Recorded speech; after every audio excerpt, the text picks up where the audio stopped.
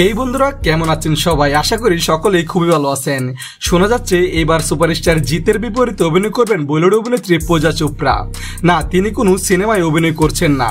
জিতের আগামী web series Khakee the Bengal চ্যাপ্টারে জিতের বিপরীতে অভিনয় করবেন তিনি।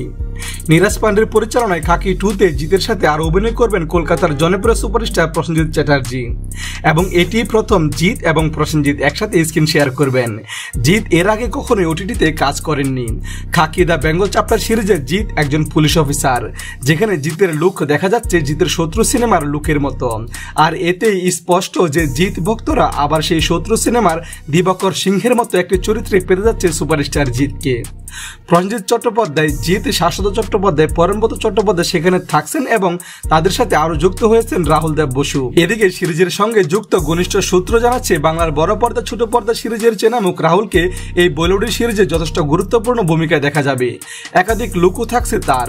গত কিছুদিন তিনি কখনো সেটে কখনো আউটডোরে শুটিং করেছেন।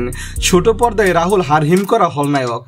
এছাড়া পুলিশের ভূমিকাতে অভিনয় করেছেন তিনি। নীরাজের সিরিজেও তিনি পুলিশ আধিকারিক, আবার একই ভূমিকায় দেখা যাবে জিতকেও। শোনা যাচ্ছে এবার রাহুল ইতিবাচক চরিত্রে দেখা দেবেন, বরং এই সিরিজে দাপটে খলনায়কের ভূমিকায় দেখা যাবে প্রসেনজিৎ চ্যাটার্জিকে, যার নাম বরুণ রায়।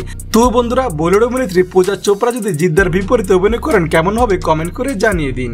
পাশে থাকার জন্য ধন্যবাদ। Hi friends, don't forget to like, comment and share, and yes, subscribe to Entertainment's YouTube page for latest updates.